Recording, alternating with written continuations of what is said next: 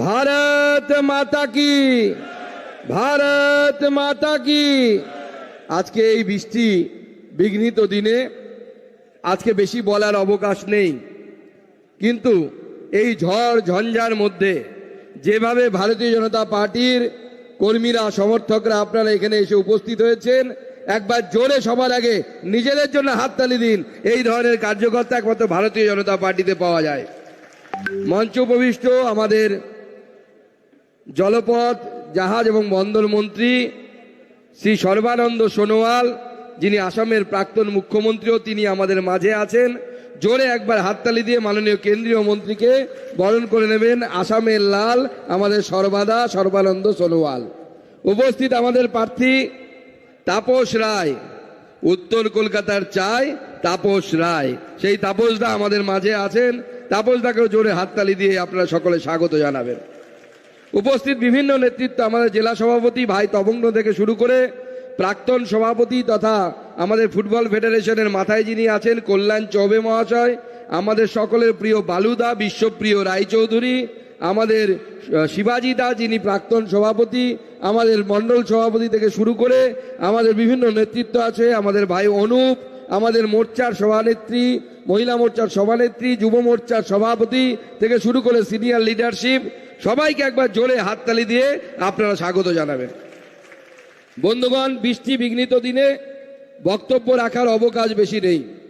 শুধু একটা কথা বলতে চাই, আপনাদের এই নির্বাচন প্রধানমন্ত্রীর নির্বাচন, সেই জন্য নিজের ভোটটা নষ্ট করবেন না। এমন একজনকে ভোট দিন যিনি দিল্লিতে গিয়ে আপনার কথা প্রধানমন্ত্রীর সামনে তুলে ধরতে পারবেন, এবং সেটা তাপস রায় পারবেন। তাপস রায় ছাড়া আর অন্য কেউ পারবেন না। উল্টো দিকে যিনি দাঁড়িয়েছেন তিনি অনেক বয়স্ক মানুষ। আমরা আমাদের সংস্কৃতিতে বয়স্ক মানুষকে শ্রদ্ধা করি, কিন্তু আমি বুঝতে পারছি না আজকে তার যে ইতিহাস তাপসদা শোনালেন, আমি তো আগে পড়েছিলাম, কিন্তু তাপসদা তো অভিজ্ঞতা আছে, নিজে শুনেছেন, তো তাকে আমি ভূষি বন্দ্যোপাধ্যায় বলবো না রোজ ভ্যালি বন্দ্যোপাধ্যায় বলবো সেটা বুঝতে পারছি না আজকে। তো যাই হোক, সে ভূষি থেকে শুরু হয়েছিল, রোজ ভ্যালিতে শেষ হয়েছে, কিন্তু জানি না এখনো শেষ হয়েছে কিনা। আপনাদের উপর নির্ভর করবে। এই 1 তারিখে 4 নম্বরে টিপে দিন, এই 2 নম্বরই লোকেরা জেলের ভেতরে যাবে আগামী দিনে। সেই সময় এসে গেছে, সেই টাইম এসে গেছে। সেজন্য 1 তারিখ 4 নম্বর বোতাম টিপে আমাদের তাপস রায়কে জয়যুক্ত করুন। আরে আপনার সাংসদ যদি দিল্লিতে গিয়ে আপনার কথাই না বলে, সেই সাংসদ নিয়ে কি করবেন? আমি দিল্লিতে গিয়ে আমার এলাকার কথা বলি, রাজ্যের কথাও বলি, দেশের কথাও বলি, সব ঠিক আছে, কিন্তু নিজের এলাকার কথা যদি না তুলতে পারি তাহলে তো সাংসদ হিসেবে আমি ব্যর্থ। আমি লোকসভাতে দেখেছি আপনাদের সাংসদ যত বক্তব্য রেখেছে, আপনারা নিজেরাও ইন্টারনেট ঘেটে দেখে নিন, আপনাদের উত্তর কলকাতায় শব্দ আমি কোথাও খুঁজে পাইনি, আপনাদের সাংসদদের বক্তব্যে খুঁজে পাইনি।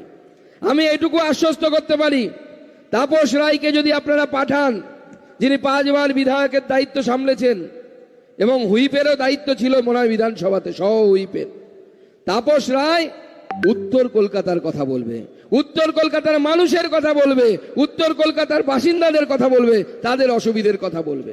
শুধু রাষ্ট্রের কথা, বড় বড় কথা ভাষণ দিলে হবে না। তাই এই চোরেদের বিরুদ্ধে আপনাদেরকে তাপস রায়কে জয়যুক্ত করতে হবে। কারণ তাপস রায়কে একটা ভোট মানে নরেন্দ্র মোদীকে একটি আশীর্বাদ। আপনি বুথের ভেতরে যাবেন, 4 নম্বরে নীল সুইচটা যখন এখানে টিপবেন, ভাবলেন তাপস রায়কে ভোট দিলাম, একদম ঠিক, তাপস রায়কে ভোট দেবেন, সঙ্গে সঙ্গে দিল্লিতে একটা আশীর্বাদ নরেন্দ্র মোদীর মাথায় পড়বে, দিল্লিতে একটা আশীর্বাদ নরেন্দ্র মোদীর মাথায় পড়বে। আর এই ধরনের প্রধানমন্ত্রী বহু বছর পর আমরা পেয়েছি। আজকেও আমি দেখছিলাম, একজন আমাকে একটা ভিডিও বানিয়ে পাঠিয়েছে, সেই ভিডিওতে দেখতে পাচ্ছি সেই মাননীয় প্রধানমন্ত্রীর পুরনো ভিডিও। মাননীয় প্রধানমন্ত্রী পাপুয়া নিউগিনিতে গেছেন, তো পাপুয়া নিউগিনির যিনি প্রধানমন্ত্রী আছেন, আমার নামটা মনে থাকে না, বিদেশি নাম মনে রাখা খুব কঠিন, তিনি মাননীয় প্রধানমন্ত্রীর পা ছোঁয়ার চেষ্টা করছেন আর মাননীয় প্রধানমন্ত্রী আটকাচ্ছেন, আমাদের প্রধানমন্ত্রী। আমরা সেই দৃশ্য দেখে অবাক হয়েছিলাম। কৃষ্ণবর্ণের মানুষ, গায়ের রং কালো। আমরা ভারতবর্ষের বিদেশ মন্ত্রীকে একবার জিজ্ঞেস করেছিলাম, আমাদের প্রতি মঙ্গলবার দিল্লিতে একটা মিটিং হয় সাংসদদের, সেখানে আমরা মাননীয় বিদেশ মন্ত্রীকে জিজ্ঞেস করেছিলাম আচ্ছা, পাপুয়া নিউগিনির প্রধানমন্ত্রী আমাদের প্রধানমন্ত্রীর পা ছুঁয়ে প্রণাম করার চেষ্টা করছেন, প্রণাম করছেন, এটা কিভাবে সম্ভব? তিনি তো ভারতীয় সংস্কৃতি সম্পর্কে জানেন না।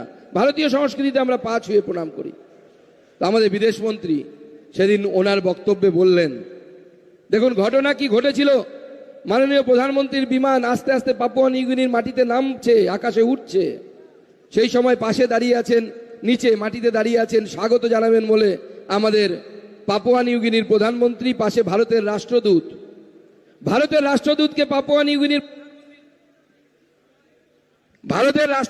পাপুয়া নিউগিনির প্রধানমন্ত্রী জিজ্ঞেস করছেন যে আপনাদের দেশে যদি কাউকে সম্মান জানাতে হয় আপনারা কি করেন?